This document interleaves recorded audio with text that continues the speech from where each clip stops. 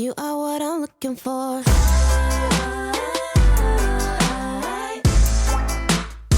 know what I'm looking for.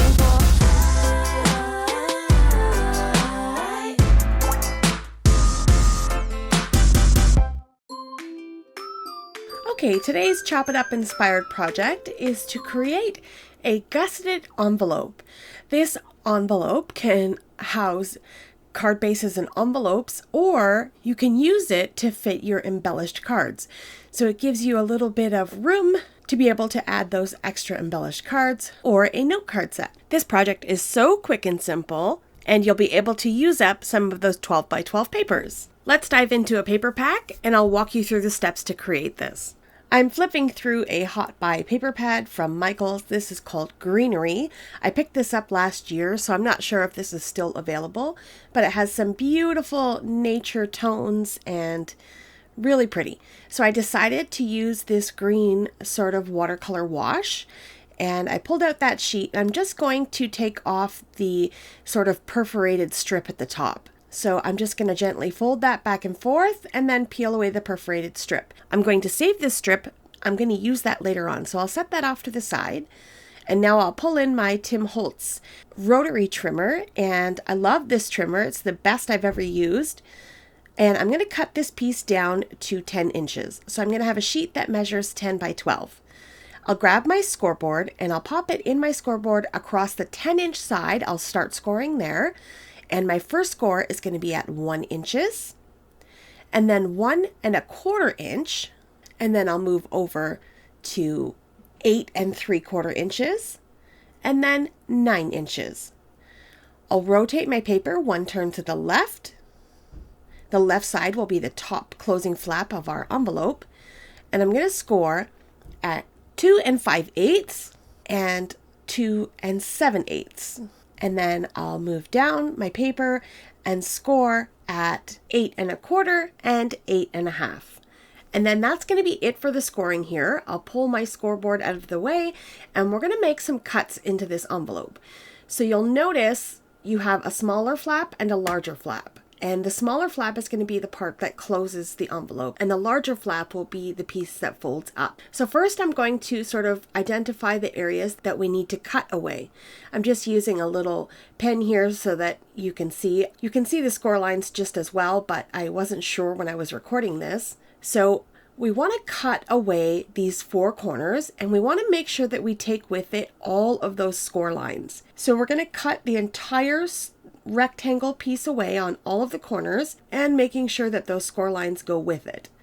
Okay, so hopefully you can see we're just marking where those score lines are and we're cutting those entire pieces away. So I'll do that to all 4 sides, just outline where I'm going to cut away, and now I'm going to grab my scissors and start cutting. So I want to come to the outside of the score line. I want the score line completely cut away. So I'm going to follow along the score right up to the second line and then flip my paper and cut that away. So you'll see we have no score lines left. We have nothing left in that area and all the score lines have been cut away. So I'll do that to all 4 sides, and then the only score lines that are left are on those flaps on all the sides, if you can see what I mean. And now I'm going to angle cut the 2 1-inch strips on the side, but I'm going to stop at the first score line. I'm not going to angle cut on that little 1/4 inch strip there. I'm just going to angle my scissors towards the score line and make a little angle cut. They don't have to be perfect. It's not a huge deal, but this is just to help so that there's no interference and the envelope closes up nicely. All right, so this is where we should be at this point in time. Now let's crease all of those folds. I'll grab my bone folder, run through this entire project, and crease all of those score lines on all 4 sides. All right, now you can see the envelope starting to come together. Those little 1-inch strips are going to fold in, and the larger flap is going to fold up. And this is where we're going to apply adhesive to close up our envelope. Okay, so I've got that all figured out, making sure that I'm putting the adhesive on the larger flap, and I'll just apply it right to the edge of that score mark. I'm not crossing the score lines. I'm just applying adhesive on either side of this piece, and then I'm going to flip it up and seal it down. So I'll use my bone folder because this is gusseted. I was hoping to be able to square the envelope off. So just putting something in there helps me be able to press my adhesive into that paper and make sure that it's nice and square. Okay, so I'm just going to do that to both sides, stick my bone folder in there to give me a little area to press, and then there we go. Our envelope is complete. There are just some finishing touches that we want to do to finish it off to make it look pretty. So I'm going to grab that little strip that I had and I'm going to line it up onto the edge of my envelope, and I want my perforated edge to be sort of on the outside because the top of this envelope was where we peeled that perforated edge from.